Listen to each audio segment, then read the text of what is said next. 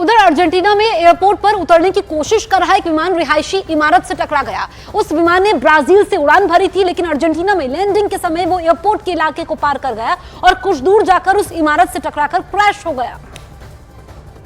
विमान के क्रैश होते ही उसमें आग लग गई, फिर तो वो इमारत भी उसकी चपेट में आ गई। वहां से काला धुआं ऊपर उठता नजर आया और धुएं ने आसपास की दूसरी इमारतों को भी ढक दिया। उन इमारतों में रहने वाले लोग अपने घर से बाहर निकल गए और उनमें कुछ लोग अपनी जान बचाने के लिए सड़क पर दौड़ पड़े। उस विमान के क्रैश होने की जानकारी मिलते ही एयरपोर्ट के कर्मचारियों में अफरा तफरी मच गई। वहां दमकल की कई गाड़ियों को बुलाया गया और हादसे वाली जगह पर पानी की बौछार की गई, लेकिन धधकती आग को काबू में करना मुश्किल हो गया। और उस विमान ने ब्राजील से उड़ान भरी थी और उसे अर्जेंटीना के सैन फर्नांडो एयरपोर्ट पर लैंड करना था, लेकिन लैंडिंग के वक्त वो एयरपोर्ट को पार कर गया और थोड़ी दूर जाकर उस इमारत से टकरा गया। इसमें उस विमान के 2 पायलट की जान चली गई। उधर अमेरिका के कैलिफोर्निया में भीषण सड़क हादसे के बाद एक कार स्विमिंग पूल में गिर गई। बताया गया कि उस कार की टक्कर पहले सड़क के किनारे बनी एक दीवार से हुई, लेकिन इसके बाद भी वो रुकी नहीं और दीवार को तोड़ती हुई स्विमिंग पूल में जाकर गिर गई। और वो कार स्विमिंग पूल में डूबी हुई दिखाई दी। दूर से देखने पर वो किसी खिलौने की तरह नजर आई। उस पूल की गहराई इतनी थी कि उसका पूरा हिस्सा डूब गया। उस स्विमिंग पूल के अंदर कंक्रीट के टुकड़े भी बिखरे दिखाई दिए, क्योंकि बेकाबू हुई उस कार ने सब कुछ तहस नहस करके रख दिया। वहाँ पूल के ठीक पास की वो दीवार भी टूट गई, जबकि दरवाजे का आधा हिस्सा तो टूटकर अलग हो गया। कैलिफोर्निया में हुए इस हादसे के बाद पुलिस कर्मियों ने उस कार को बाहर निकालने के लिए एक क्रेन बुलाई और क्रेन की मदद से उस कार को बांध दिया गया। फिर वो क्रेन उसे सड़क की तरफ पूल से बाहर खींचती दिखी। बताया गया कि पहले वो दीवार से टकराई और रफ्तार तेज होने की वजह से वो दीवार को तोड़ती हुई पूल में गिर गई। गनीमत ये रही कि उसे चला रहे ड्राइवर की जान बच गई। उधर घटती आबादी से परेशान जापान में लोगों को हफ्ते में 3 दिन छुट्टी देने की तैयारी शुरू हो चुकी है। यानी वहां लोग हफ्ते में सिर्फ 4 दिन ही ऑफिस जाएंगे। जापान में लोग बच्चे पैदा करने के बजाय अपने करियर को ज्यादा तवज्जो दे रहे हैं। माना जा रहा है कि उन्हें परिवार बढ़ाने के लिए वक्त ही नहीं मिल पा रहा। इस वजह से जापान की जनसंख्या लगातार कम होती चली गई। इसको देखते हुए वहां की सरकार ने ये नई पहल की है और इसके तहत लोगों को हफ्ते में 3 दिन छुट्टी दी जाएगी, जिसका मतलब है कि लोगों को हफ्ते में 4 दिन ही दफ्तर जाकर काम करना होगा। ये फैसला जापान की राजधानी टोक्यो में सरकारी कर्मचारियों पर अगले साल अप्रैल से लागू होगा। यानी टोक्यो में काम करने वाले सरकारी कर्मचारियों को हफ्ते में 3 दिन छुट्टी मिलेगी, ताकि उन पर काम करने का बोझ कम हो और वो अपने परिवार को बढ़ाने की सोच सके और किसी को भी बच्चे के जन्म या बच्चे की देखभाल करने के लिए अपना करियर न छोड़ना पड़े। जापान की सरकार ने लोगों के लिए इतना बड़ा फैसला घटती आबादी को देखते हुए लिया, क्योंकि जापान की जनसंख्या लगातार कम होती चली गई। घटती आबादी ने जापान की चिंता इसलिए भी बढ़ा दी क्योंकि उसे डर है कि आने वाले दिनों में उसके यहाँ वर्क फोर्स यानी काम करने वाले लोगों की भारी कमी हो जाएगी। और इसी को देखते हुए जापान की सरकार ने यह तरीका निकाला जिससे लोगों को परिवार के लिए पूरा वक्त मिल पाए। घटती आबादी वहां की सरकार के लिए बड़े मुद्दों में से एक है। जानकारों के मुताबिक काम का ज्यादा बोझ और आर्थिक दबाव समेत दूसरी कई वजहों से जापान में जनसंख्या बढ़ने की दर घट चुकी है और हालात ऐसे बन गए कि वहां की सरकार को जनसंख्या बढ़ाने के लिए नई पहल शुरू करनी पड़ गई। चिंता इसलिए भी बढ़ गई क्योंकि पिछले साल जापान में सिर्फ 7 लाख बच्चों ने जन्म लिया, जबकि 2020 में यह आंकड़ा 8.5 लाख से ज्यादा था। यही नहीं, जापान में प्रजनन दर यानी जनसंख्या बढ़ने की दर 1.2 पर आ गई। इसका मतलब है कि औसतन एक महिला अपने पूरे जीवन में एक ही बच्चा पैदा कर रही है, जबकि आबादी को बनाए रखने के लिए प्रजनन दर 2.1 जरूरी है, ताकि जितनी जनसंख्या है उतनी ही रहे, उससे कम ना हो। जबकि देश की जनसंख्या को बढ़ाने के लिए प्रजनन दर का इससे भी ज्यादा होना जरूरी है, जिसका सीधा मतलब ये कि जितनी प्रजनन दर जापान की है उसे कम से कम 2 गुना करने की जरूरत है। उसे ये भी डर है कि अगर ऐसा नहीं हो पाया तो उसका देश कहीं बूढ़ों का देश बनकर न रह जाए, क्योंकि जापान में एक तरफ जहां बच्चे कम पैदा हो रहे हैं, वहीं दूसरी तरफ बूढ़े लोगों की संख्या बढ़ती जा रही है और ऐसा होने पर सीधा असर देश के विकास पर पड़ता है। उधर मुंबई के पास थाने में गाड़ी के एयरबैग की वजह से 6 साल के एक बच्चे की जान चली गई। हादसा थाने के बाशी इलाके में हुआ, जहां हादसे के बाद कार की आगे की सीट का एयरबैग खुल गया। बच्चा उससे टकरा गया। इसके बाद उसे अस्पताल ले जाया गया, जहां उसकी मौत हो गई। हादसे के बाद टूटी हुई गाड़ी वाशी पुलिस स्टेशन लाई गई, जिसे देखकर अंदाजा लग गया कि हादसा कितना खतरनाक था, क्योंकि एक्सीडेंट ने गाड़ी की दुर्गति कर दी। उसकी सूरत बिगड़ गई, नंबर प्लेट भी मुड़ गई। मुंबई के पास ठाणे के वाशी में तब हादसा हुआ जब एक एसयूवी डिवाइडर से टकराई और फिर उसके पीछे से आ रही एक गाड़ी एसयूवी से भिड़ गई। इस टक्कर में गाड़ी की आगे की सीट का एयरबैग खुल गया और उसमें बैठा बच्चा झटके से एयरबैग से टकरा गया।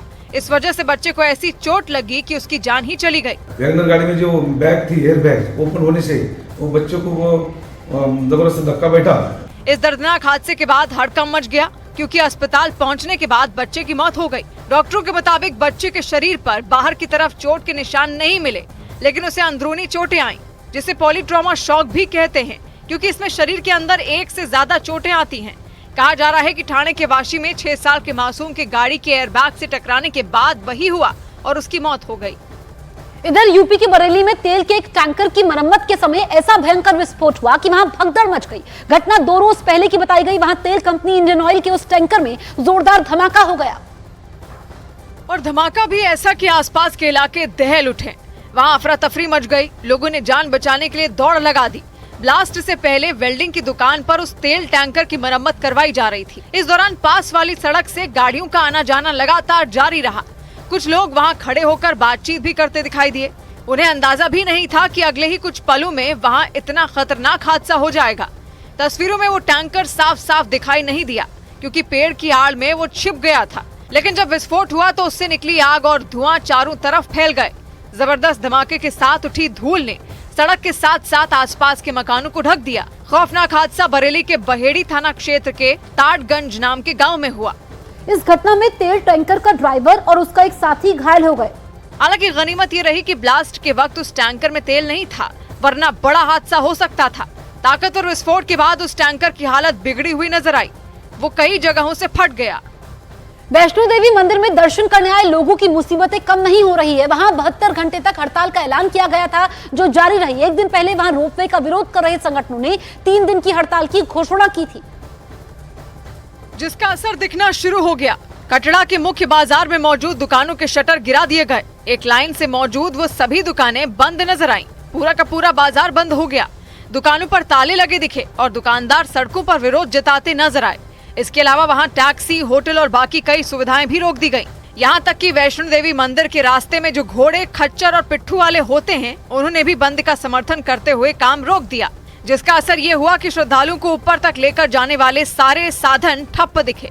न तो घोड़े थे, न पिट्ठू और न ही पालकी। इसलिए जो लोग पैदल ऊपर तक जा सकते थे, वही बस चलते नजर आए। बाणगंगा से जाते थे और यहाँ पर अब लगभग वो जो महिला पीछे आ रही हैं, बच्चे का हाथ भी थामा हुआ है और सामान भी अपने सर पर इतना बोझ उठाया है। ऐसा नहीं था कि बंद का असर सिर्फ कटड़ा तक सीमित रहा, बल्कि मंदिर जाने वाले रास्ते में मौजूद दुकानें भी नहीं खुली। लोगों को प्रसाद तो दूर, खाने पीने की चीजें मिलना तक मुश्किल हो गई। और वो इसलिए क्योंकि प्रशासन और प्रदर्शनकारियों के बीच रोपवे प्रोजेक्ट को लेकर बात नहीं बन पाई। इस मामले पर 23 दिसंबर तक कोई ठोस फैसला लिया जाना था। कटरा के व्यापारियों ने दलील दी कि अगर रोपवे शुरू हुआ तो उनका कारोबार खत्म हो जाएगा, क्योंकि रोपवे के शुरू होने के बाद वैष्णो देवी मंदिर तक जाने वाले घोड़े और खच्चरों का काम बंद हो जाएगा। इसके अलावा वो रास्ता भी अलग है जिस पर रोपवे बनाया जा रहा है। मतलब अभी के रास्ते पर जो दुकानें और रुकने की जगहें हैं, उनकी रोजी रोटी भी छिन जाएगी, क्योंकि रोपवे के तहत रोपवे ताराकोट मार्ग से लेकर सांझी छत तक करीब 12 किलोमीटर के ट्रैक पर चलेगा। इससे वैष्णो देवी भवन तक पहुंचने में मुश्किल से 45 से 50 मिनट लगेंगे, जबकि अभी वैष्णो देवी मंदिर के भवन तक पहुंचने में करीब 6 से 7 घंटे लगते हैं। और वहां के दुकानदारों का मानना है इस रोपवे प्रोजेक्ट से वक्त तो बचेगा ही, लेकिन उनके सामने जीने मरने जैसे संकट खड़ा हो जाएगा, क्योंकि सालों से वहां आने वाले श्रद्धालुओं की वजह से ही उनका काम धंधा चलता है। और अगर वो श्रद्धालु रोपवे से आने जाने लगे तो उनके लिए समस्याएं खड़ी हो जाएंगी। इधर हरियाणा के फरीदाबाद में उस वक्त हड़कंप मच गया जब वहां सरेआम चाकूबाजी हो गई। लड़ाई लड़कों के 2 गुटों में हुई। इसी बीच 5 से 7 लड़कों ने 19 साल के एक लड़के को घेर लिया और चाकू मारकर उसकी हत्या कर दी। बताया गया कि हमले से पहले उस लड़के को सोशल मीडिया पर धमकी भी दी गई थी और इसी के बाद उस पर चाकू से ताबड़तोड़ वार कर दिए गए। चाकूबाजी से पहले हमलावर सड़क पर तेजी से भागते दिखाई दिए। इस दौरान विरोधी पक्ष के लड़के उनका पीछा करते नजर आए। इसी बीच लाल जैकेट वाला हमलावर और उसका एक साथी वहीं रुक गए। उनके हाथ में चाकू नजर आए। उन्होंने सामने से आ रहे लड़के पर हमला बोल दिया। चाकू का पहला वार होते ही वो लड़का सड़क पर गिर गया। इसके बाद तो आरोपियों ने उसे घेर लिया और अंधाधुंध चाकू बरसाना शुरू कर दिया। बीच सड़क पर हुई इस घटना को देख लोगों के रोंगटे खड़े हो गए। जिस लड़के पर हमला किया गया, डर के मारे उसके साथी भी उसे बचाने नहीं पहुंचे। महज 10 सेकंड में उस लड़के को 1 दर्जन से ज्यादा बार चाकू मारा गया। हालांकि हमलावरों के बीच घिरा वो लड़का कुछ देर बाद वहां से भागने में कामयाब हुआ, लेकिन वो बुरी तरह घायल हो गया। बाद में उसे अस्पताल ले जाया गया, लेकिन इलाज के समय उसने दम तोड़ दिया। दिल दहला देने वाली घटना फरीदाबाद के बसेलवा नाम की कॉलोनी में हुई। बताया गया कि आरोपियों ने हमला करने से पहले उस लड़के को सोशल मीडिया पर धमकी दी थी। राजस्थान के टोंक में उस वक्त हड़कंप मच गया जब एक छात्र नेता खुदकुशी करने के लिए अपने मकान की छत पर चढ़ गया। बताया गया कि पूर्व छात्र संघ अध्यक्ष शिवनारायण मीणा को पुलिस पूछताछ के लिए थाने ले जा रही थी। उसी दौरान जब पुलिस ने उससे उसका फोन मांगा तो उसने फोन के घर छूटने का बहाना बना दिया। इसके बाद वो फोन लेने के बहाने घर के अंदर घुसा और तीसरी मंजिल पर चढ़ गया। उसने वहां खड़े होकर नीचे कूदने की धमकी दी। उसने पुलिस पर बेवजह उसका फोन मंगाने का आरोप लगाया। इतना फोन में क्या है जो फोन के लिए तुम यहाँ आए? नियम बताओ मुझे फोन का।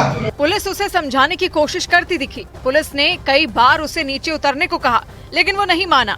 उसने उल्टा पुलिस को ब्लैकमेल करना शुरू कर दिया। क्या चाह रहा है ये बता? क्या चाह रहा है? फोन भी ले रही। लेकिन जब पुलिस ने उसकी बात नहीं मानी तो वो कूदने के लिए उस छत पर लगी रेलिंग पर चढ़ गया। ये देखकर वहाँ खड़े पुलिस वाले घबरा गए और वो तुरंत उसकी बात मानने को राजी हो गए। क्यों चाह रहे? इसके बाद वो नीचे उतर आया और पुलिस उसे अपने साथ ले गई। बताया गया कि पुलिस पूर्व छात्र संघ अध्यक्ष शिवनारायण मीणा को पूछताछ के लिए थाने ले जा रही थी। इस दौरान जब पुलिस ने उससे उसका फोन मांगा तो उसने बहाना बना दिया और पुलिस को ब्लैकमेल करने के लिए अपने मकान की छत पर चढ़ गया।